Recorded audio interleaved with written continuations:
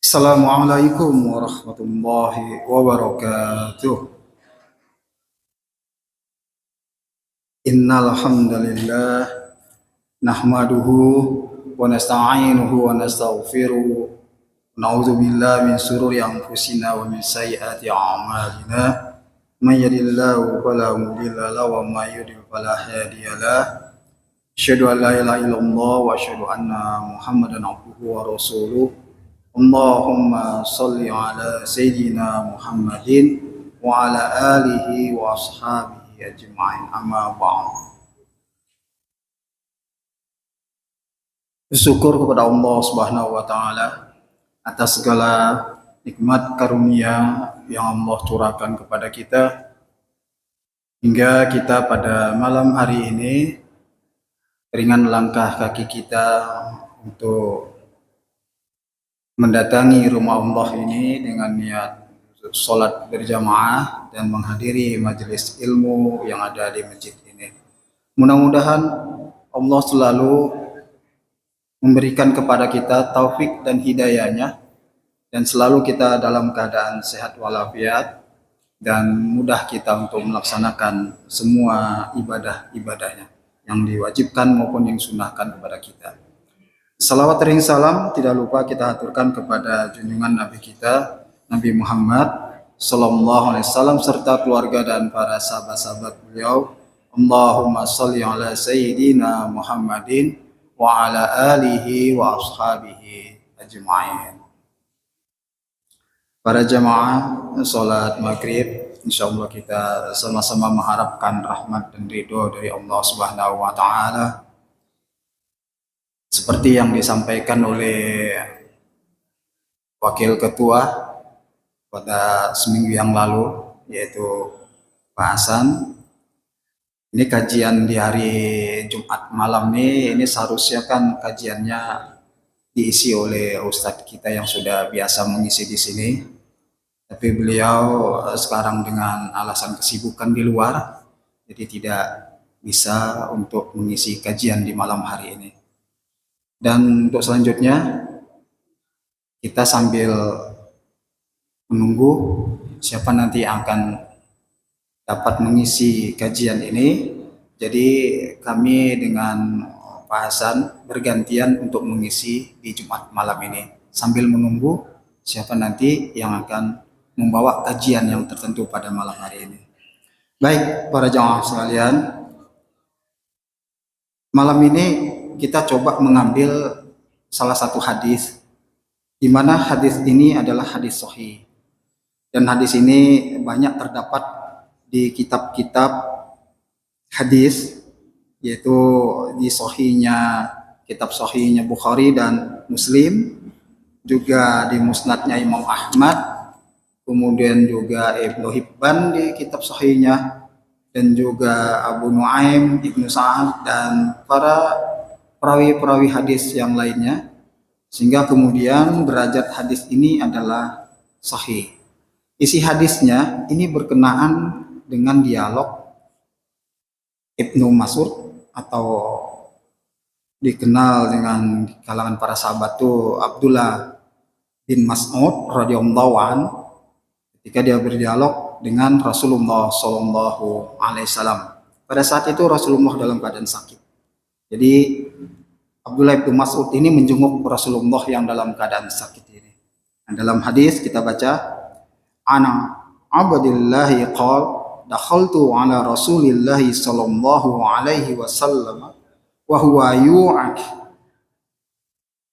famasistuhu biyadi faqultu ya Rasulullah innaka latu'aku wa'kan sadidan faqala Rasulullah sallallahu alaihi wasallam ajal inni u'aku kama yu'aku rajulani minkum qala faqultu zalika anna laka ajraini faqala Rasulullah sallallahu alaihi wasallam azal thumma qala Rasulullah sallallahu alaihi wasallam ma min muslimin yusibuhu azam mim maradin fama siwahu illa hattallahu bihi sayyiatihi kama tahuttuhu sajaratu waraqaha.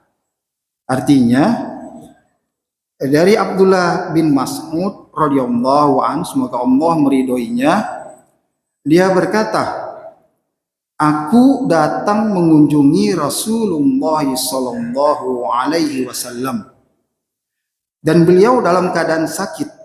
Lalu kuraba beliau seraya berkata, ya Rasulullah, engkau merasakan sakit demam yang berat? Beliau Rasulullah SAW menjawab, memang betul, demamku ini sama dengan demam dua orang dari kalian. Aku berkata lagi, itu berarti engkau mendapat dua pahala pula? Beliau Rasulullah SAW menjawab, ya. Kemudian Rasulullah SAW bersabda, tidak ada seorang muslim pun yang ditimpa cobaan berupa sakit dan sebagainya, melainkan akan dihapuskan dosa-dosanya oleh Allah Azza wa Jalla seperti sebatang pohon yang menggugurkan daunnya. Tadi sudah kami sebutkan, hadis ini sahih. Kalau mau lebih tepatnya lagi, di dalam kitabnya Sahih Imam Al-Bukhari, itu hadisnya bernomor 5647, 5648, 5660, 5661, 5667. Jadi ada 4 hadis ini diulang-ulang oleh Imam Bukhari di dalam sahihnya. Kemudian juga Imam Muslim, Ahmad, lalu kemudian Abu Daud, Ibnu Hibban, dan banyak sekali dalam kitab-kitab hadis di mana hadis ini adalah hadis yang sahih. Kita akan buka sedikit ini kajiannya mengenai hadis yang sangat mulia ini. Hadis ini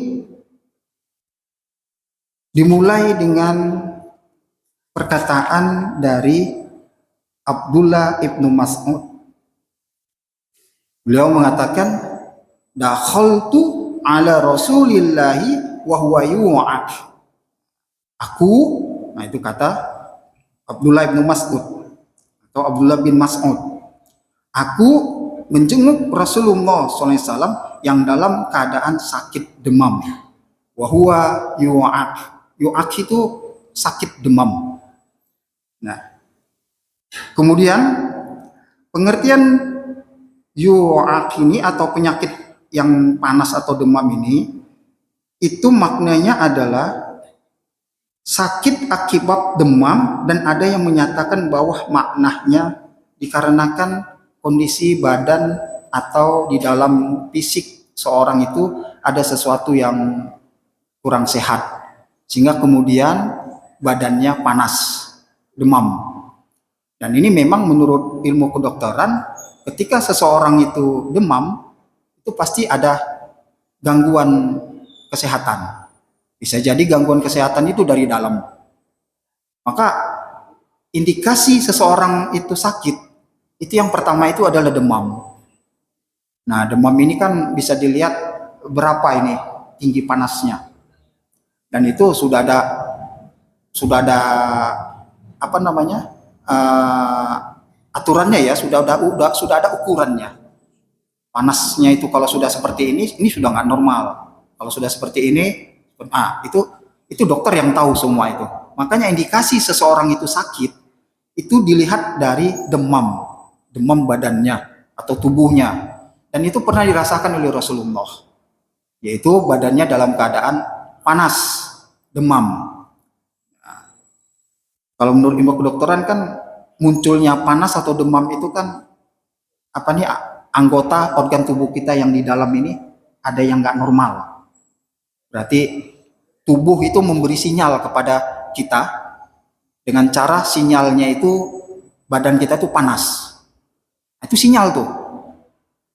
Nah, maka disebutkanlah di sini, aku menjenguk Rasulullah SAW, itu perkataan Abdullah bin Mas'ud, sahabat Rasulullah SAW. Siapakah Abdullah bin Mas'ud ini? Ini Abdullah bin Mas'ud ini salah seorang atau salah satu dari 10 sahabat yang dijamin Allah masuk surga. Selain Abu Bakar fil jannah, Umar bin Khattab fil jannah, Utsman bin Affan fil jannah, Ali bin Abi Thalib fil jannah, Tolha fil jannah, Zubair fil jannah, dan selanjutnya disebutkanlah Abdullah bin Mas'ud fil jannah. Mereka-mereka ini adalah orang yang dijamin Rasulullah SAW masuk surga dengan izin Allah. Nah, satu diantaranya adalah Abdullah bin Mas'ud. Sahabat Rasulullah Abdullah bin Mas'ud radhiyallahu an, beliau ini memiliki keahlian tertentu. Apa keahliannya? Beliau dikenal di kalangan para sahabat itu sebagai seorang penghafal Al-Quran yang hafalannya sangat sungguh luar biasa kuatnya. Sehingga kemudian kalau sedang berbicara dengan masalah Al-Quran, nah itu selalu sahabat itu tertuju kepada Abdullah bin Mas'ud ini.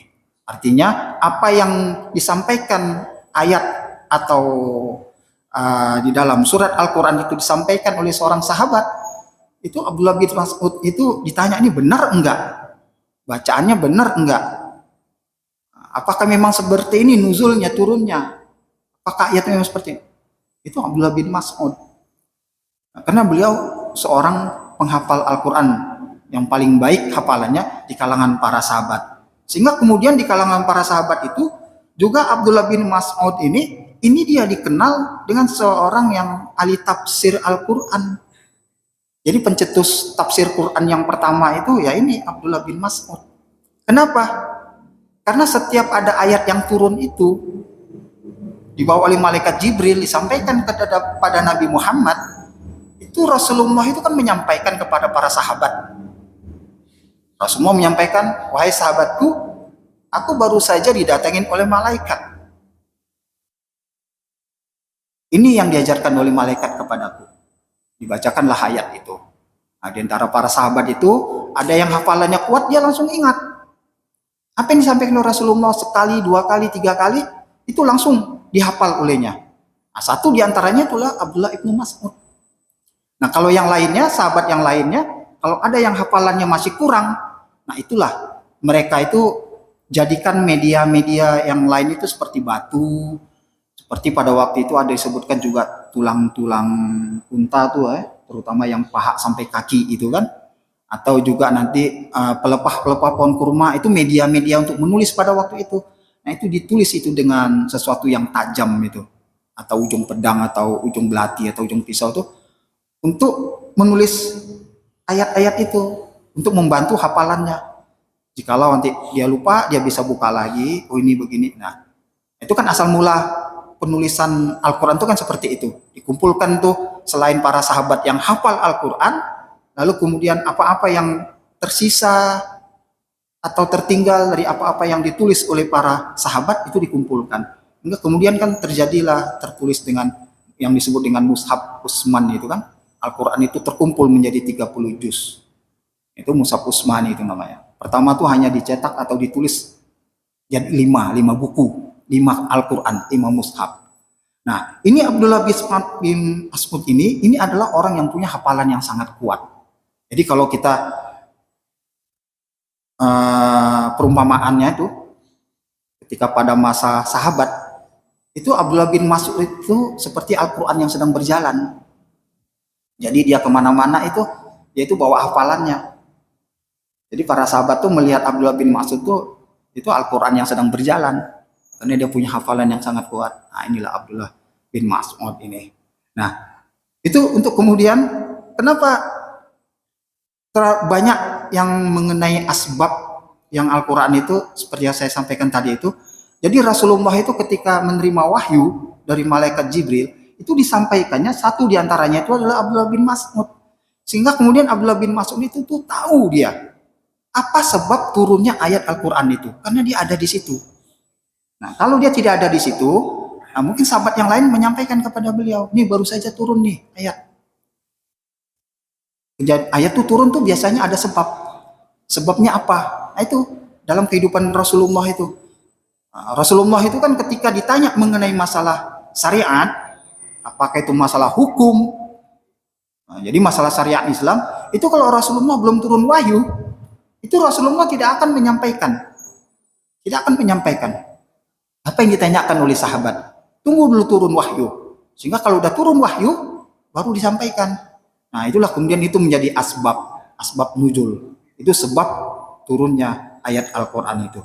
Nah, satu diantaranya itu yang paling banyak mengetahui hal ini itu adalah Abdullah bin Mas'ud. Maka ketika ada hadis yang sanatnya itu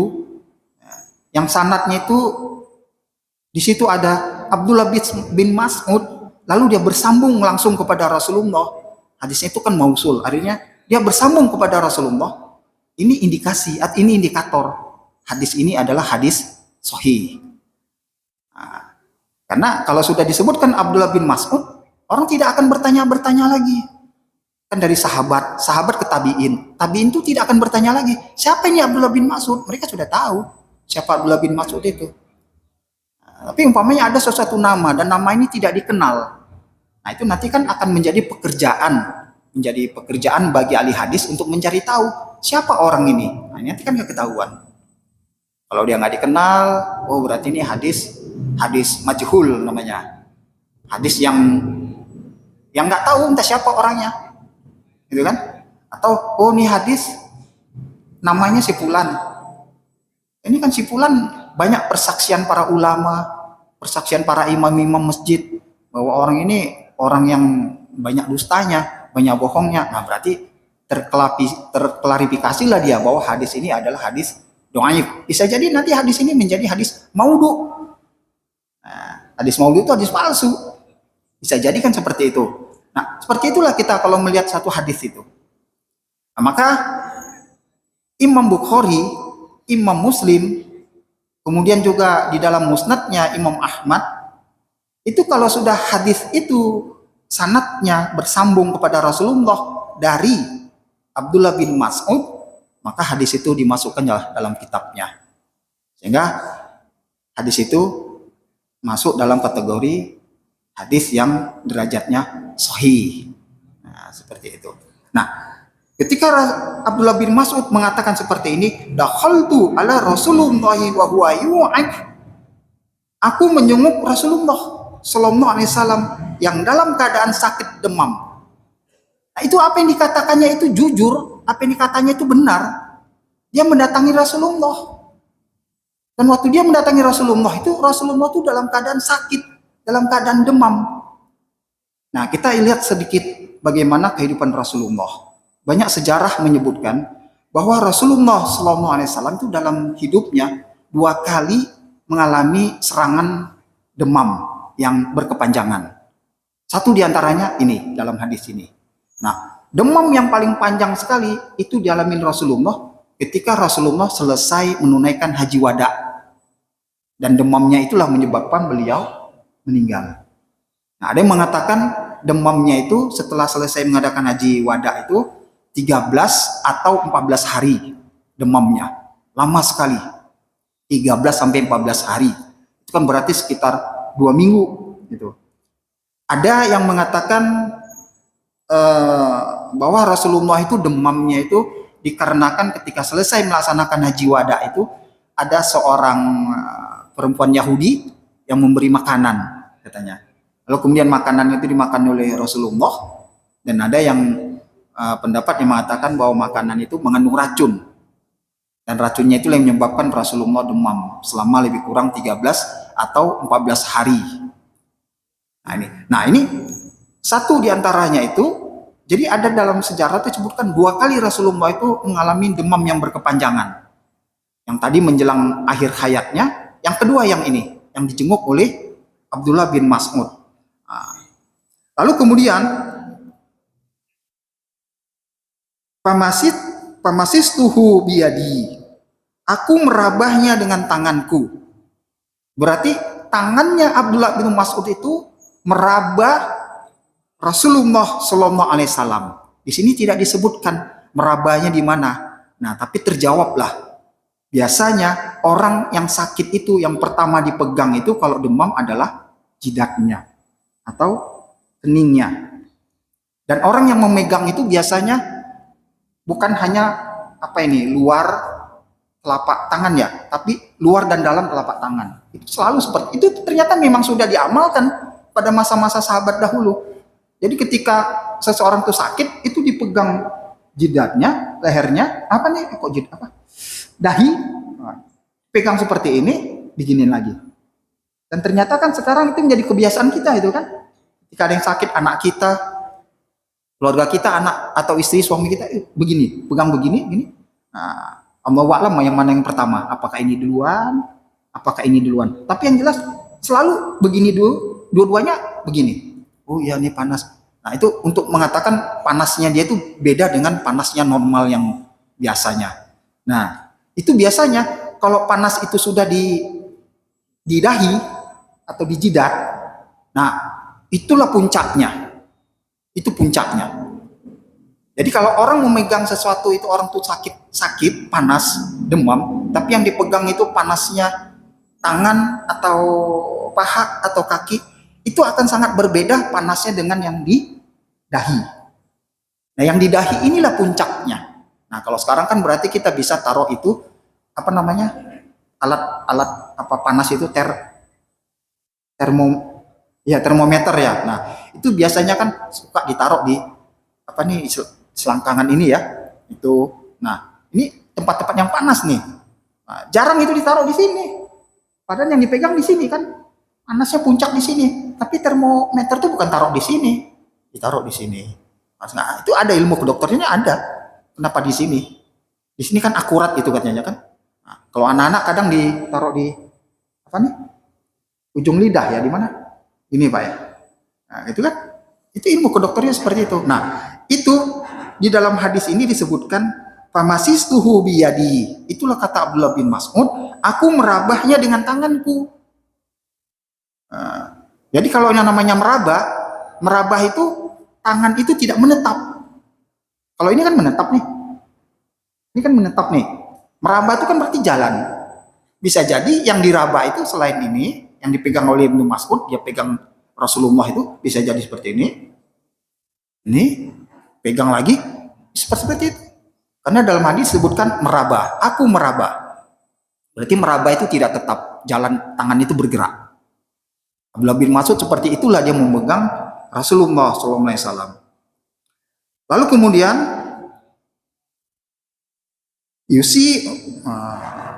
mamin muslim, itu dalam hadis itu di mana Rasulullah mengatakan tidak ada seorang muslim pun yusibuhu aza, dia tertimpa gangguan, maksudnya sini adalah sakit.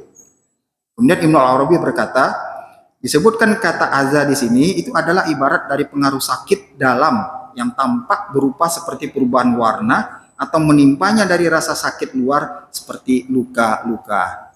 Nah, itu yang kami sampaikan tadi. Ternyata rupanya indikasi seseorang itu sakit, apalagi sakitnya di dalam itu tubuh memberi sinyal dengan panasnya badan, panasnya tubuh. Nah, kemudian min marad, penjelasan dari ka'aza itu berupa penyakit. Marad itu penyakit. Maka apa sakitnya?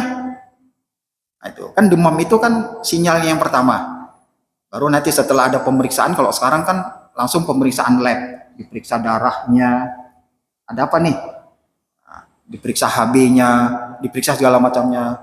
Nah, nanti baru setelah dokter observasi, nanti baru dokter bisa menyimpulkan bahwa si fulan sakit ini. Nah, baru diambil tindakan, kalau penyakit ini tindakannya apa. Nah, kan seperti itu. Obatnya apa. Nah, seperti itu. Nah, maka di dalam hadis ini itu kan nggak disebutkan tuh Rasulullah tuh sakitnya apa, hanya demam. Disebutkan situ demam. Nah, lalu kemudian disebutkan dalam hadis ini lagi fama siwah. Nah, selain rasa sakit itu seperti anggota tubuh yang dirasakan karena luka atau karena tertimpa sesuatu yang menjadikan tubuh kita sakit, bisa jadi sakitnya itu juga karena sedih. Jadi penyakitnya ini bukan penyakit fisik lagi, udah penyakit psikis. Sedih, duka karena mungkin ada anggota keluarga yang terkena musibah, atau dianya yang terkena musibah lalu kemudian menjadi duka bagi dirinya. Lalu kemudian disampaikan oleh Rasulullah dalam hadisnya ini tadi, bahwa mereka yang dalam keadaan sakit, sakitnya itulah bisa jadi sakit karena fisiknya, dan dia sedih, sakit karena sakit psikis, bisa jadi bersedih terus dia, duka dia. Maka Rasulullah di dalam hadisnya ini menyebutkan, ma yusibul muslima min nasobin wala sobin wala hamin wala huznin wala aza wala ghamin hatta saukati yusaquha illa kaffarallahu biha min khotoya. Tidaklah seorang muslim itu ditimpa musibah, baik berupa rasa lelah, rasa sakit, rasa khawatir, rasa sedih, gangguan atau rasa gelisah, sampai pun duri yang melukainya, melainkan dengannya Allah akan mengampuni dosa-dosanya. Ini tadi lanjutan di penghujung hadis yang kita bacakan tadi. Ternyata rupanya bukan hanya orang yang sakit saja, yang sakit dikarenakan anggota fisiknya, tapi juga Rasulullah mengatakan sini, ketika orang itu merasa lelah, lalu kemudian merasa khawatir, rasa sedih, kemudian gangguan atau rasa gelisah, sampai perkara yang kecil, duri yang menancap di anggota tubuhnya. Kita yang paling sering itu kan sisa-sisa kayu itu ya, suka nempel di kuku kita itu kan. Nah, itu yang paling sering itu, sampai kemudian luka itu. Itu Rasulullah mengatakan itu musibah yang ketika kamu tertimpa seperti itu Allah akan mengampuni dosa-dosamu. Nah, artinya di sini apa? Orang yang dalam keadaan sakit, itu sakitnya itu bisa menjadi pelebur dosa-dosanya. Nah, kadang juga terbayang sama kita, ini tangan saya tertusuk duri nih, tangan saya sampai susah sekali ini mencabut sisa kayu yang sangat kecil kali di ini, sakitnya minta ampun nih. Ternyata orang yang seperti ini saja, itu kata Rasulullah, itu bisa menggugurkan dosa-dosanya, bisa menggugurkan dosa-dosanya, sakit yang seperti itu. Kemudian dilanjutkan lagi, illa hattallahu bihi sayiatih, kecuali Allah azza wajalla akan menghapus dosanya dengan sebab yang menimpanya. Jadi sebab yang menimpanya itu tadi, apa karena sakitnya, apa karena rasa lelahnya dia, lalu kemudian dia menjadi sakit, atau karena sedih yang berkepanjangan menjadi dia sakit, duka yang berkepanjangan juga menjadi dia sakit. Nah, sakitnya itu sakit psikis, nggak kelihatan. Kalau sakit anggota tubuh itu kan sakit fisik, nampak tuh. Tapi kalau orang yang sakit psikisnya itu, nah itu kan kalau sekarang kalau tidak salah itu akan diarahkan ke dokter ahli kejiwaan mungkin ya, psikiater mungkin ya. Psikiater itu biasanya diarahkan ke sana. Nah, itu di psikiater itu ya pengobatannya ya lebih banyak ini, seperti ini. Memberi wejangan-wejangan apa segala macam. Memang seperti itu, menguatkan menguatkan perasaannya, batinnya lah pokoknya. Seperti itu. Nah, ternyata dalam Islam tuh obatnya itu Al-Qur'an. Nah, Al-Qur'an. Cobalah, kalau kita lagi dalam keadaan apalah namanya kalau sekarang ya, galau, serba salah, bingung, khawatir, galau, nggak tahu lah, mungkin bahasanya kesini salah, kesono salah, pikiran kesana kemari, sampai entah apa yang mau dikerjain bingung. Baca Al-Quran, bawa Al-Quran itu, buka, baca, pilih waktunya yang tepat. Kenapa? Karena nanti waktu yang tepat itu nanti akan menjadi salah satu obat juga bagi kita membaca Al-Quran itu. Bukan jadi kita membaca Al-Quran itu Lalu kita tidak memilih waktu dan tempatnya? Enggak. Jadi kita baca Al-Quran, pilih waktu dan pilih tempatnya yang tepat. Itu nanti akan menjadi obat bagi kita. Mudah-mudahan tuh galaunya hilang, rasa gelisahnya hilang, rasa khawatirnya hilang. Insya Allah, mudah-mudahan apa yang dibaca itu menjadi obat itu yang ru'yah, meru'yah diri sendiri, obat bagi diri sendiri, ru'yah bagi diri sendiri. Bisa jadi seperti itu. Nah, kemudian lanjutkan nanti sini, kama tahattuhu sajaratu warokoha. Itu sebagaimana pohon merontokkan daunnya. Itu perumpamaan. Kemudian salah seorang ulama At-Tibi rahimahullah, dia berkata, keadaan orang sakit dan sakit yang menimpanya serta penghapusan dosa yang cepat diserupakan dengan keadaan pohon dan embusan angin kencang serta dedaunannya yang berguguran dengan cepat lalu menjadi gundul adalah penyerupaan untuk menghilangkan semua yang pemahaman yang salah di dalam menyerupakan atau al-musabbih yang menjadi terserupakan. Nah, artinya apa? Sisi penyerupaannya adalah menghilangkan semua secara cepat, bukan kesempurnaan dan kekurangannya. Karena penghilangan dosa-dosa dari manusia adalah sebab kesempurnaan dan menghilangkan dedaunan dari pohon adalah sebab kekurangannya. Nah, ini kalau dalam bahasa Al-Quran itu ada, kalau anak pesantren tahu itu ada pelajaran namanya balagoh atau ilmu mantik. Nah, itu ada yang dikenal dengan istilah uslub qasar. Nah, ada istilah dengan uslub qasar. Ini kalau kaji ini tinggi banget, Pak. Masalah-masalah mantik dan ilmu balaghah ini kajiannya dengan masalah bahasa Arab atau ayat Al-Quran. Nah, jadi yang dimaksud dengan uslub qasar, apa yang disampaikan oleh Rasulullah dalam hadisnya ini, itu mengkhususkan satu perkara dengan cara tertentu, seperti menggunakan perangkat nafyu atau meniadakan, lalu istisna atau mengecualikan, sehingga terpahamilah dari hadis ini adanya pengkhususan untuk seorang muslim yang sabar. Nah, ini tadi, Pak. Nah, jadi ketika orang itu tertimpa musibah, kan Rasulullah tadi sebutkan tuh, musibahnya apa nih? Nih, musibah yang fisik, sakit. Musibah yang non fisik, psikis. Dia capek, dia lelah. Kemudian dia sampai resah, gelisah. Kemudian gangguan yang lainnya, khawatir, sedih. Sampai psikis kan? Nah, itu akan menghapus dosa-dosanya. Itu menjadi kafarah bagi dirinya untuk menghapus dosa-dosanya. Nah, di dalam hadis ini, itulah kajian atau dalam kajiannya ilmu mantik atau balaghahnya, di situ ada uslub qasar. Uslub qasarnya itu apa? Itu disebutkan. Di situ ternyata ada pengkhususan. Ada pengkhususan. Pengkhususannya itu apa? Ternyata tidak semua orang yang sakit itu dihapuskan dosa-dosanya itu dikarenakan dia sakit. Tidak.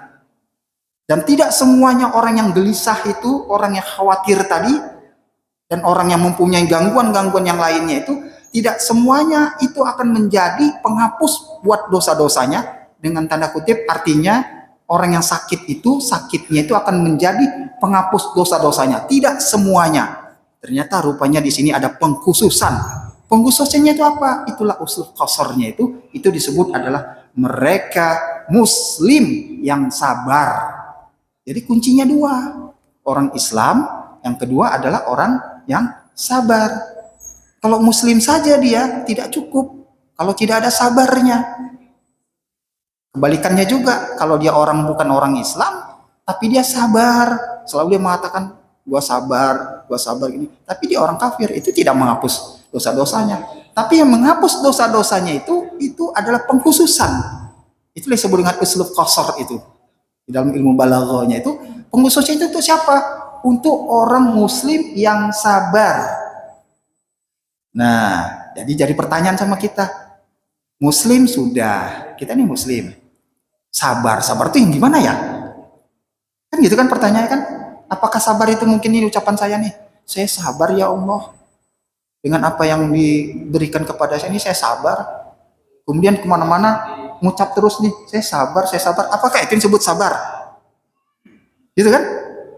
Nah, maka kita pun harus tahu orang yang sabar tuh bagaimana. Orang yang sabar itu dia ikhlas menerima apa yang Allah berikan kepadanya. Lalu kemudian dia tidak berburuk sangka kepada Allah dengan apa yang Allah berikan kepada dia. Nah, seperti orang yang sakit ini, dia tidak berburuk sangka kepada Allah dengan sakit yang Allah berikan kepada dirinya. Nah, lalu kemudian dengan sakitnya itu dia tahu betul bahwa sakitnya itu akan menghapus dosa-dosanya. Lalu kemudian itulah yang mengarahkan dia menjadi orang yang sabar.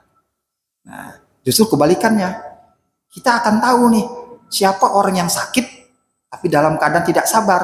Nah, itu pasti akan nampak dengan real, dengan nyata. Bagaimana kita lihat ada orang yang sakit dengan kesabaran yang diuji kepada dirinya, kita lihat keluar kata-kata macam-macam segala macam sampai dia berburuk sangka kepada Allah. Sampai-sampai dia mengatakan, "Ya Allah, sakit ini udah sakit bagi diriku. Cepat cabut nyawaku." Nah, itu bukan seperti itu. Nah, maka kan dalam hal ini kan Rasulullah tuh memberi anjuran kepada kita, memberi kabar kepada kita bahwa orang yang sabar itu ikhtiarnya itu adalah pengobatan. Karena setiap sakit yang Allah ada di muka bumi itu adalah penyakit yang memang Allah jadikan dan itu juga ada obatnya. Nah, jadi di sini kembali lagi, ternyata orang yang sakit itu tadi, sakitnya itu akan menjadi penghapus dosa-dosanya. Pak Tomo, alhamdulillah ada sehat ya. Mudah-mudahan terhapus semua dosa-dosanya. Amin. Ya, seperti itu. Memang nggak mungkin lah kita sehat terus ya. Sehat terus gitu, nggak mungkin. Suatu waktu kita diberi ujian oleh Allah, sakit. Ya, alhamdulillah, sabar kita. Ya Allah, dihapuskan dosa-dosanya. Nah, itu dia. Nah, jadi kalau orang yang puasa itu menahan lapar. Orang yang puasa itu menahan lapar, menahan nafsu untuk meraih ketakwaan. Dan untuk meraih apa? Untuk meraih itu tadi yang dijanjikan Rasulullah, orang yang berpuasa itu di bulan Ramadan itu dosa-dosanya diampuni. Tapi ternyata orang sakit, wah sakitnya itu menghapus dosa-dosanya. Nah, puasa itu 30 hari. Sakit itu Pak Tomo kemarin ada berapa hari Pak Tomo? 4 hari ya? Berapa hari kemarin? 4 hari ya? 5 hari ya? Nah, atau 5 hari. Nah, gitu. Jadi maka kalau kita sakit, kita harus punya ilmunya Pak. Jadi ada orang yang sakit itu ilmunya kurang. Jadi yang namanya sesuatu yang nggak nampak itu kan ke jiwa ya, sabarnya kita nggak tahu lah. Itu berarti kan hubungan dia dengan Allah apa bagaimana tuh. Ini orang yang sakit ini kalau nggak ada ilmunya, dia itu menganggap nih, gua ini nggak bisa ngapa-ngapain. Jadi ngapain sholat, ngapain baca Al-Quran, ngapain zikir, itu nggak ada ilmunya. Nah, orang sakit tuh kan seharusnya kita tahulah sedikit ilmunya. Jadi orang sakit tuh bukan ilmu kedokterannya ya, maksudnya ilmu tentang keagamaan, tentang keislaman. Nah, orang sakit itu ternyata rupanya tadi yang pertama tuh kan kalau dia sabar, dosa-dosanya akan diampuni oleh Allah. Yang kedua, banyak banget keringanan yang Allah berikan kepada orang yang sakit ini. Wudhunya tergantikan, sholatnya dengan gerakan yang tergantikan, tidak bisa berdiri duduk, tidak bisa duduk dengan posisi tidur, nggak bisa juga dengan posisi syarat. Itu semua keringanan itu diberi itu kan. Nah, yang lebih istimewanya lagi Pak, kebiasaan-kebiasaan yang sudah kita lakukan seperti sholat tahajud, baca Al-Quran, lalu kemudian puasa Senin Kemis, itu kebiasaan-kebiasaan yang sudah kita lakukan. Kemudian sholat jamaah kita ke masjid, kebiasaan itu sudah kita sering lakukan. Lalu kemudian kita sakit, itu Rasulullah mengatakan pahalanya itu akan tetap. Itu kenapa? Karena kerutinitasannya. Artinya kan kerutinitasan itu artinya keistiqomahan seseorang itu.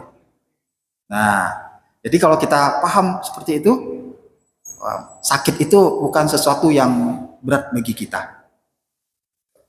Nah, jadi para jamaah sekalian, jadi hadis yang sangat mulia ini, inilah memberikan kepada kita bagaimana Rasulullah SAW ketika didatangi atau dikunjungi oleh sahabat yang bernama Abdullah bin Mas'ud tadi, beliau mendapatkan Rasulullah dalam keadaan demam, lalu kemudian Rasulullah di dalam keadaan sakitnya atau demamnya itu, beliau menyampaikan kepada Ibnu Mas'ud tadi bahwa tidaklah seorang muslim itu ditimpa musibah baik berupa rasa lelah, rasa sakit, rasa khawatir, rasa sedih, gangguan atau rasa gelisah sampai pun duri yang melukainya, melainkan dengannya Allah akan mengampuni dosa-dosanya. Diibaratkan seperti pohon di mana pohon itu walaupun diterpa angin yang sangat kencang, daunnya berterbangan, berjatuhan, tapi buahnya masih tetap ada. Dan kalaupun pohon itu merupakan pohon yang berbuah manis, manisnya tidak akan berubah. Nah, itu artinya apa? Itu tadi permisalannya tadi yang kami sampaikan. Jadi selain dosa-dosanya diampuni, ternyata kerutinitasannya seperti membaca Al-Quran, sholat tahajudnya, kemudian puasa Senin Kamisnya, dan sholat jamaahnya ke masjid, itu terhalang semua dikarenakan sakitnya. Ternyata pahalanya akan tetap terus mengalir. Artinya kan manisnya itu masih tetap ada. Itulah permisalannya, perumpamaan yang disampaikan Rasulullah di dalam hadisnya itu. Lalu kemudian di dalam hadis ini tadi, ini yang disebut dengan sakit ini merupakan salah satu ujian dan cobaan yang memang itu sudah hukumnya itu sunnah kauniyah, Pak. Setiap seseorang itu akan ditimpa. Nah, ini yang kita bicarakan sini kan hadis Rasulullah, sakitnya Rasulullah. Rasulullah saja seorang nabi ditimpa sakit, gitu kan? Berarti ternyata ujian dan cobaan itu semua akan dihadapi oleh manusia. Satu diantaranya adalah sakit. Nah, di antara para nabi yang paling sabar sekali ketika ditimpa musibah itu adalah Nabi Ayub alaihissalam. Nabi Ayub alaihissalam itu paling sabar ketika beliau ditimpa musibah. Beliau kan banyak sekali itu musibah yang ditimpakan oleh Rasulullah, ditimpakan Allah kepada beliau. Tapi beliau sabar dan bahkan beliau bersyukur. Dan beliau tidak berburuk sangka kepada Allah. Bayangkan, ujian yang pertama Allah berikan kepada Nabi Ayub itu mengambil harta kekayaan Nabi Ayub. Apa harta kekayaan Nabi Ayub yang diambil itu? Itu seluruh hewan ternaknya mati. Mati seluruh hewan ternaknya. Lalu kemudian kebun-kebunnya itu mengering. Dia kan pengusaha nih ya. Lalu kemudian buah-buahan di kebun-kebun buahnya itu, semua buah-buahnya itu membusuk. Yang lebih tradisnya lagi, rumah yang dihuninya itu terbakar habis. Dan setelah itu anak istrinya, ada yang menyebutkan meninggalkannya. Tapi kemudian nanti istrinya kembali lagi kepadanya. Itu yang didapat oleh Nabi Ayub. Nah, ternyata rupanya setelah itu ujian yang Allah berikan kepadanya ditimpa lagi dengan penyakit. Penyakitnya ini disebutkan di dalam Al-Quran, di dalam ini disebutkan itu penyakit itu muncul bintik-bintik merah.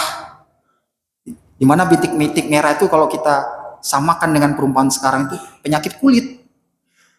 Sehingga mengeluarkan bau, mengeluarkan air, mengeluarkan nanah, sehingga akhirnya tidak ada yang mau mendekat kepadanya.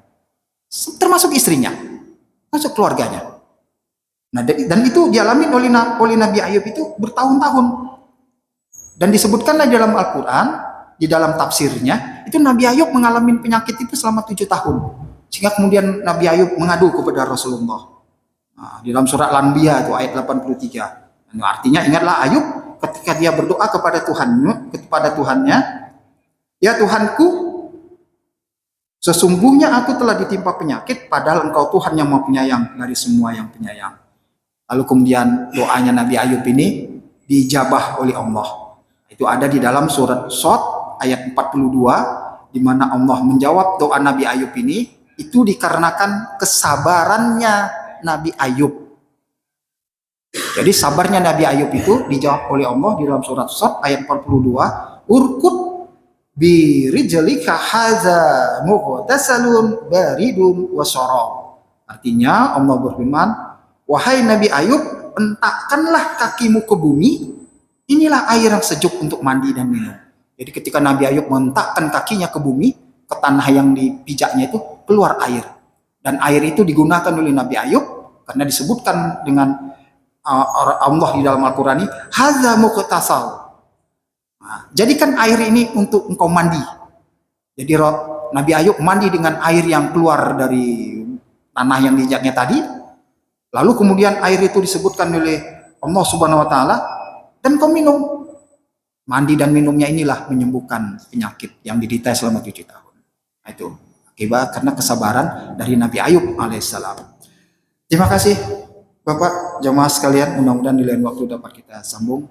Afwan minkum, lebih kurang kami mohon maaf. Mari kita tutup. Subhanakallahumma wa bihamdika illa anta astaghfiruka wa atubu ilaik. Assalamualaikum warahmatullahi wabarakatuh.